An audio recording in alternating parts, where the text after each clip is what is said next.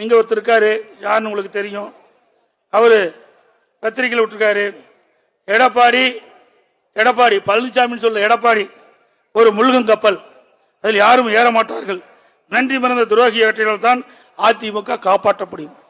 நல்ல உங்கள்கிட்ட நான் சில விளக்கங்களை சொல்ல கடைபெற்றுகின்றேன். எது சரி எது தப்பு என்று நீங்களே முடிவு செய்து கொள்ளுங்க. இதே புரட்சி தலைவி அம்மாவர்கள் துரதிருஷ்டவசமாக இறந்துடுறாங்க.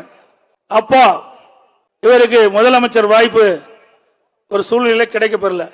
இவருக்கு கிடைக்காத உடனே எங்க போய் தர்ம யுத்தம் பண்ணவர், தர்ம யுத்தம் பண்ணாரா இல்லைங்களா? இவருக்கு பதவி கிடைக்கலனா எந்த எல்லைக்கு கோட்டுக்கு வேணாலும் போவார். எல்லாம் புரிஞ்சுங்க. அண்ணா திமுக ஆட்சியை அகற்ற வேண்டும், டிஸ்மிஸ் செய்ய வேண்டும் என்று எதிர்த்து ஓட்டு போட்ட மனிதர் இந்த மனிதர். அம்மாவை முதலமைச்சர் ஆக்கினீர்கள், அம்மாவுடைய அரசை கொண்டு வந்தீர்கள், அண்ணா திமுக ஆட்சி நடந்து கொண்டிருந்தது.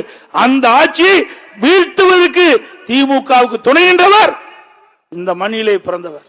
நாங்களா துரோகம் செஞ்சோம், எவ்வளவோ கெஞ்சி பார்த்தோம், எங்களை விட்டு போகாதீங்கன்னு. நீங்களா போனீங்க. அதுக்கு நாங்க என்ன காரணம்? எங்க மேல பழி சுமத்தி பிரயோஜனம் இல்லை. கடந்த காலத்தை எண்ணி பாருங்க. எப்ப பார்த்தாலும் அம்மாவுக்கு விசுவாசம் விசுவாசங்கிறீங்க. 89ல இதே மாவட்டத்தில் ஓடியில் அம்மா நின்னாங்கல்ல, அப்ப யாருக்கு வேலை செஞ்ச உங்களுக்கு எல்லாம் தெரியுமில்ல. நீங்க இந்த மண்ணில் பிறந்தவங்க தானே. நீங்க எல்லாம் கட்சியில் விட்டு அண்ணா திமுக ரத்தம் ஓடுதுல, அண்ணா திமுக ரத்தம் ஓடுதுல. அப்ப யாருக்கு வேலை செஞ்சார் சொல்லுங்க? யாருக்கு வேலை செஞ்சார்? யாருக்கு வேலை செஞ்சாரு? நீங்களே சொல்லுங்க. வெண்ணிராடை நிர்மலாக்கு செஞ்சார். இவரா அம்மாவுக்கு விசுவாசம்? சொல்லுங்க. அதே அனைத்து இந்திய அண்ணா திராவிட முன்னேற்ற கழகத்தின் சார்பாக சேவல் சின்னத்தில் எடப்பாடியில போட்டியிட்டு மக்களால் தேர்ந்தெடுக்கப்பட்டவன் நான். எப்பொழுது பார்த்தாலும் சீனியர் சீனியர். நீங்க 2001 எம்எல்ஏ, நான் 89 எம்எல்ஏ, 91 சேலம் மாவட்ட செயலாளர், 91 எம்எல்ஏ, 89 எம்எல்ஏ, 91 எம்எல்ஏ, வாரிய தலைவர். அதோட 1998 சீட்டு கேட்காம எனக்கு அம்மா கொடுத்தாங்க எம்பிக்கு, நாடாளுமன்ற உறுப்பினர். 1998 நாடாளுமன்ற உறுப்பினர். உங்களுக்கு முந்தியே 11 ஆண்டுக்கு முந்தியே வந்தேன். கட்டளையை முடக்க வேண்டும் என்று தேர்தல் ஆணையத்துக்கு கடிதம் கொடுத்தவர். அதற்கு மேலாக இங்க இருக்கின்ற அத்தனை தொண்டனுடைய சொத்து பொன்மனச்செம்மல் புரட்சி தலைவர் எம்ஜிஆர் என்ற மாமனிதர் தலைமை கழகம் என்ற அற்புதமான கட்டடத்தை உங்களுக்கு கொடுத்துட்டு போயிருக்கார். அது என்னுடைய சொத்து இல்ல, மேலே இருக்கின்ற நிர்வாகி சொத்து, உங்களுடைய சொத்து, தொண்டனுடைய சொத்து.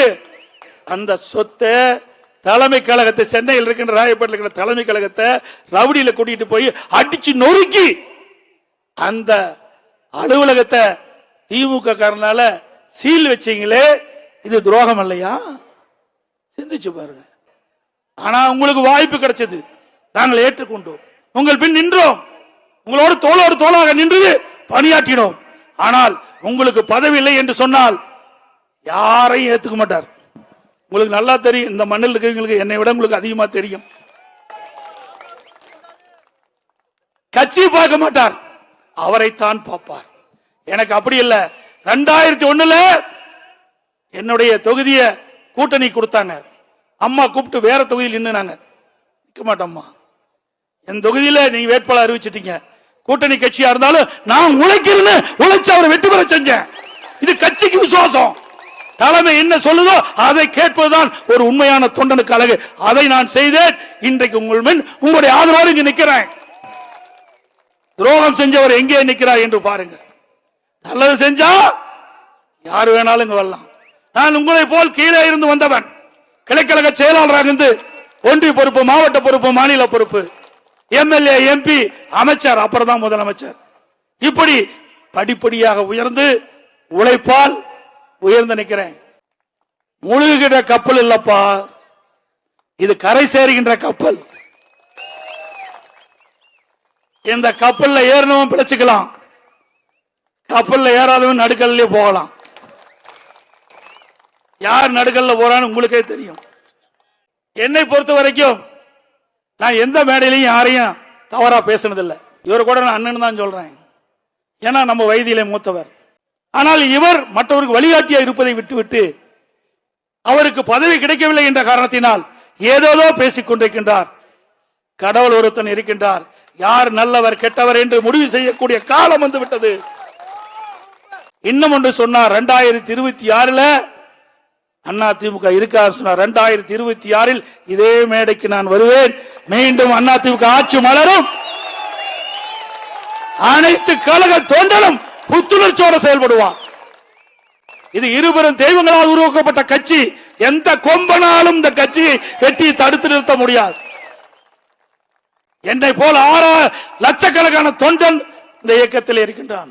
ரத்தத்தை வீரவியாக சிந்தி உழைக்க கொண்ட தொண்டன் இருக்கின்ற வரை இந்த கட்சி எந்த கொம்பனாலும் வீழ்த்த முடியாது.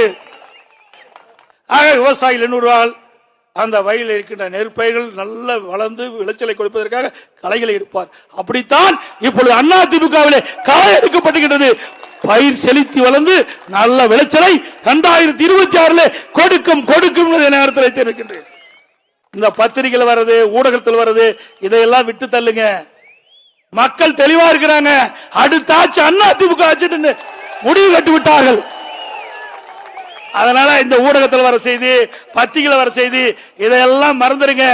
நம் உழைப்பு உழைப்பு உழைப்பு, அந்த உழைப்புக்கு கிடைக்கிற வெற்றி என்பது நிச்சயம்.